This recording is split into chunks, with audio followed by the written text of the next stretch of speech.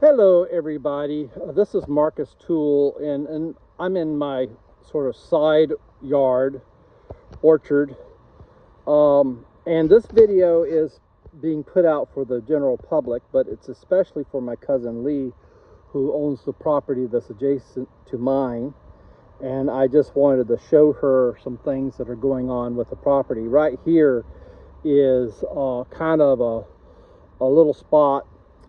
There's my grape arbor there. There is my Arctic Frost Satsuma. I have a pink frost grapefruit there. The little plum trees that are coming up are wild type, that's suckers that they have to come out of where they are. They're trying to take over. I would like to sell them, but if I don't sell them this winter, they got to come out anyway. And you know, I'll leave one of these in here, but same thing. It's some of these wild type Chickasaw plums are very aggressive with suckering, and then the Toole's heirloom suckers just as much, but I use that for rootstock, so it's good free rootstock. But here's kind of the edge of the yard. Here's my Fuyu persimmon coming up, kind of up behind here, Lee. It's kind of getting grown up in here. This is where some of the azaleas used to be, but a little camellia is coming up there.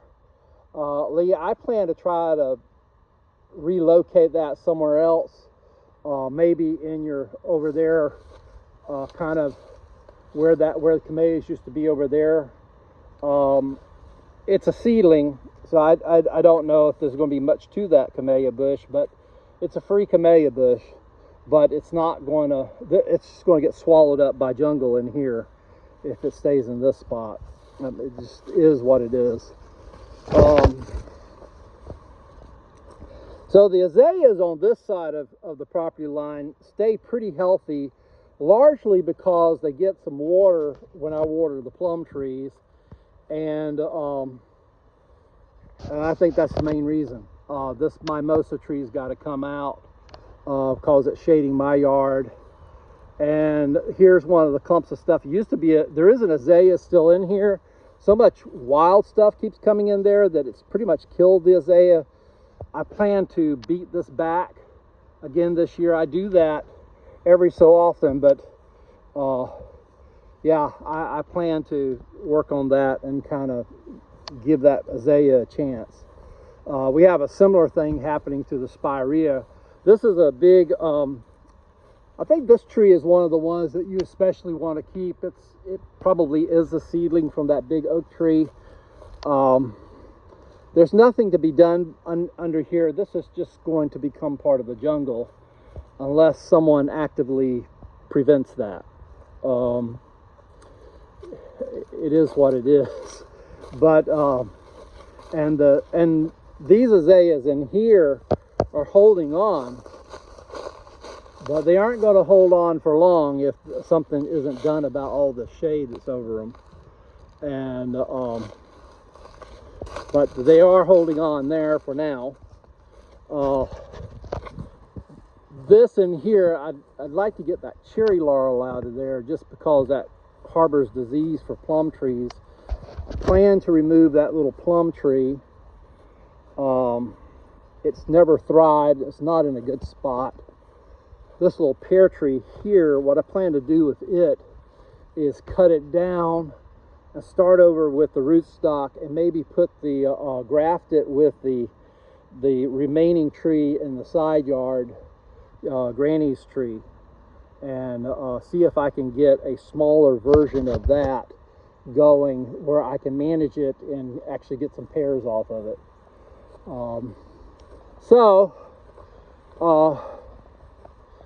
This little thicket right here is where a big old oak tree fell, and it was in the lawn, and it was too big for me to move, and I didn't really have anyone to cut it up, so I kind of left it, and this little thicket of this stuff here kind of came up around it. I think that log is now rotten enough that I can get it out, and I plan this winter to beat that and revert that back to lawn. Once again, we have a nice American holly here. If that came out and some of the little saplings that are behind it came out, that would make a nice specimen tree behind the azaleas. But that water oak's going to overtop it and shade it out if we don't get rid of it now. And it's still small enough that my little saw can take care of it. And the same thing goes for the little oak trees that are on the edge of this property. As for sort of my side of it, the blueberry bushes,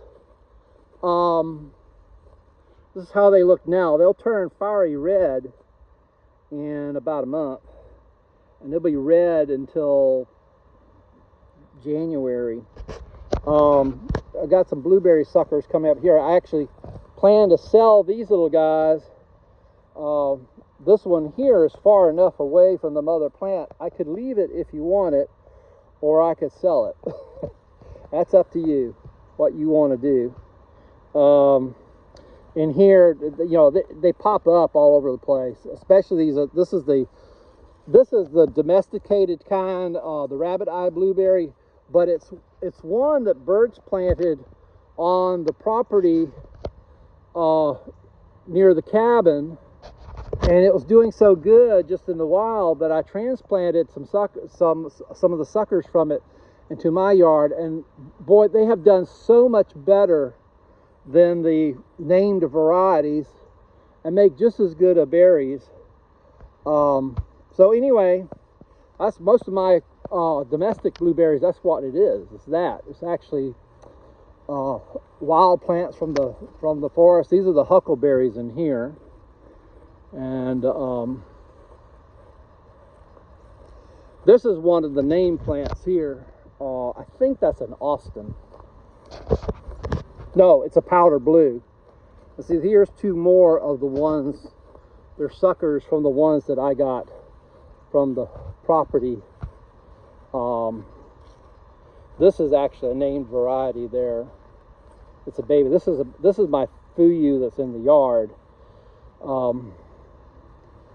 Possums usually get all the persimmons way before they're ripe enough for me to want to eat them. So this is another one of the blueberry bushes from the property. And I have a ton I can sell. I promise those of you who are listening in that strain, as far as a blueberry bush like this, this here is one of the named varieties, and it's about the same age as this one.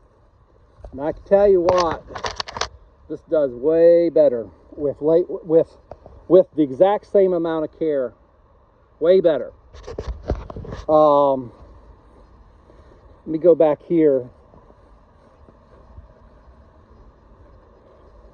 We have two side by side.